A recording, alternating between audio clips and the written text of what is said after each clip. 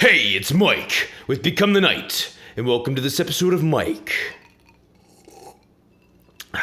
the music snob. I assume some of you aren't familiar with that intro, and that's because it has been a minute since I have done an official Mike the Music Snob video. So sorry for making you wait. I know at least one of you had your balls in a wad. Too many times I hear people say, "Oh, that person's a great musician," and I'm just thinking to myself, hell no. Now, before you jump to conclusions, that's not to say that the person is not talented musically. There's just a certain distinction I like to draw here that I feel like a lot of people overlook. A songwriter does not equal a musician. Back in the day when classical music was popular music, you had these roles very well defined. You had your composer, your conductor, and your performer. The closest modern day equivalent I can think of for a conductor would be your producer. Today, a composer would be called a songwriter, and a performer would be called a musician. Musician, as I've come to understand it, isn't simply a person that is musically talented, as Google would try to shoehorn into their definition at the very end. It is a person who plays an instrument. As a person who was a music major for 5 semesters, I do have a different perspective on it than someone who has never been a music major before. In high school, I was a metalhead. I was playing guitar all the time, but I only had like 3 months of guitar lessons, no other formal training other than that, and I wanted to play music for a living. My folks were like, "No, you're getting a degree, you're getting a normal job, music is your hobby." I was like, Fuck you. That's when they booted me out of the house.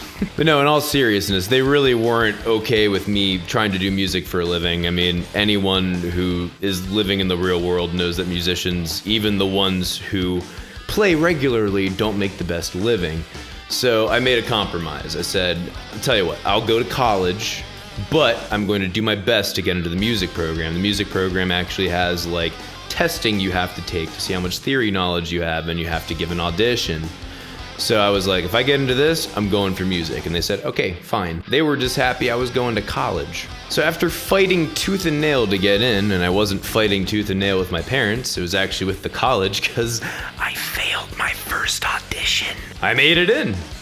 And then came the painful truth of what it really means to be a musician. They didn't mandate a minimum number of practice hours per day, but basically the unwritten rule was 3 hours a day minimum. Bare minimum. Like if you had a busy day, you were expected to still practice 3 hours and still do your music theory. And still study for your electives, like history. Like anyone gives a crap about learning about history if you're a musician. But those 3 hours of practice included your main instrument, a piano, and any secondary instrument you might have been picking up at the time. And to top it all off, in that practice room, we weren't just sitting there like playing Ozzy Osbourne or just making stuff up and writing.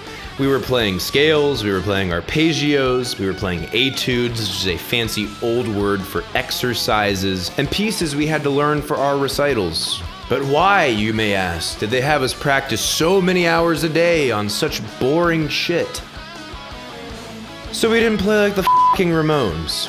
Being a musician is not about creativity first. It is about being a technician. That's not to say that there isn't creative license in a performance. There absolutely is. But a performer, or as we say nowadays, a musician's first job is to play anything, any way, on command. Those few that have actually managed to accomplish this feat are the truly great musicians. These are the guys you're gonna find in your local orchestra or as studio musicians, the unsung heroes that are amazing at their job. Now I know I just gave a lot of time giving love to the musician chub, but songwriters have an equally hard job. They carry the sole burden of creation, somehow Frankensteining all these beautiful things they've heard into this one masterpiece, while at the same time making it sound familiar, but it can't be a ripoff, making it cohesive, and making it enjoyable. It takes a lot of practice, yes, but it also takes a lot of trial and error in front of those that you love, those that you hate, and those that you're completely indifferent to. Makes you feel naked as hell. So when I draw this distinction, I'm by no means talking down to songwriters. It is a very important and very difficult task unto itself. Let me give you some examples. Steve Vai. Steve Vai is an amazing musician. There's pretty much no one that's gonna deny that. But I happen to think that he's an amazing songwriter. Most of his critics think that he's too experimental. And by that, they mean that he doesn't communicate his message very well to a broad audience. That's a fair criticism. Adele is an amazing musician too, but her instrument is her voice. But in my completely hubris-filled opinion, her songwriting skills are above average. I wouldn't say that they're average, I wouldn't say that they're amazing, but they're good. The Ramones and Bob Dylan are hailed to be some of the greatest songwriters who have ever walked the earth. They are by no means good musicians. They were good enough to get their ideas across, absolutely. But if you ask them to play a harmonic minor scale in eighth notes at 150 beats per minute, I doubt they'll even know what the hell you're talking about. So I just want to set the record straight. Songwriters are not musicians. Musicians aren't necessarily songwriters. They can be both at the same time, but they are not the same thing. If you disagree, let me know in the comments below, and I will be sure to let you know how wrong you are. This has been Mike, the Music Snob. Thank you guys, as always, for watching. I'll see you in the next video. Rock on! Hey, if you're still here, this is probably your first end card too, I would wager. Well, why don't you go ahead and like me on Facebook or follow me on Twitter? Not that I really care, it's just an easier way to keep track of when my shit's uploaded. For those of you that were cool enough to stick around for the end of the video, I will give you a heads up about that weird music project I'm working on. Yes, it is prog metal rock, something like that, somewhere in between prog metal and rock. But the thing that makes it really weird is the guy who put all this together plays trumpet. So we'll see how that works out. I'll be honest, there's a little bit of skepticism in me, but I am honestly expecting great things.